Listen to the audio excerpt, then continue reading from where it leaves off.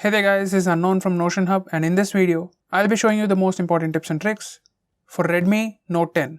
By the way guys, I'll be making a dedicated video for the best features, where I'll be showing you all the features offered by this phone. So definitely check out that video, link will be in the description. With that being said, first I'll start off with full screen gestures. Once you enable this, you can swipe up to go home, swipe up and hold for recent apps, swipe left or right from the edge to go back. You can swipe up diagonally from left or right bottom corners to launch Google Assistant. And you can swipe left and right on the bottom to switch between apps. Next, you can launch Google Assistant with power button. Once you enable this toggle, you can press and hold the power button for half a second to launch Google Assistant. You can press and hold for few more seconds to access the power menu. Next, we have dark mode. Once you enable dark mode, system UI elements change to dark mode, even the stock apps change to dark theme, and some of the third-party apps also change to dark mode. You can also schedule it to turn on and turn off at the same time every day.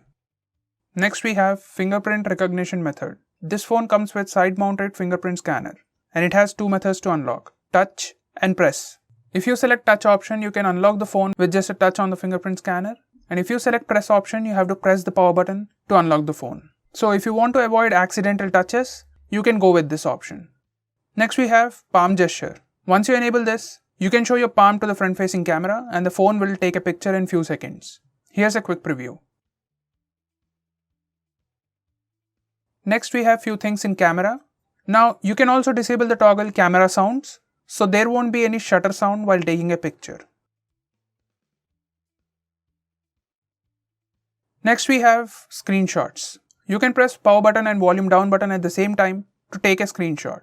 Now that works on most Android phones. But now if that's a bit difficult for you, or you just want an easier way, you have 3-finger screenshot. Once you enable this, just swipe down on the screen with 3 fingers to take a screenshot.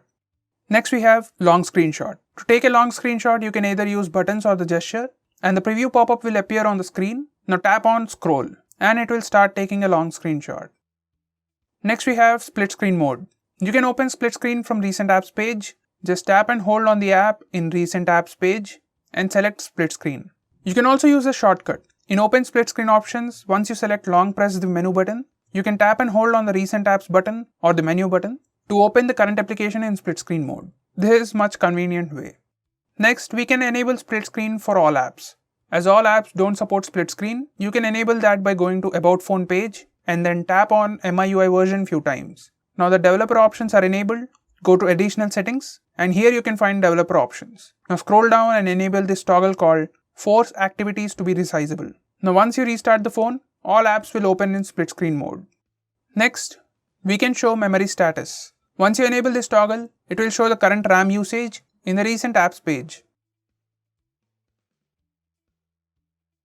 Next, we can display battery percentage and network usage. In settings, it will give you few options. Only icon without percentage, percentage inside icon, percentage outside icon. You can choose any one based on your preference. Now if you enable this toggle, show connection speed, it will show the real-time network usage on the status bar.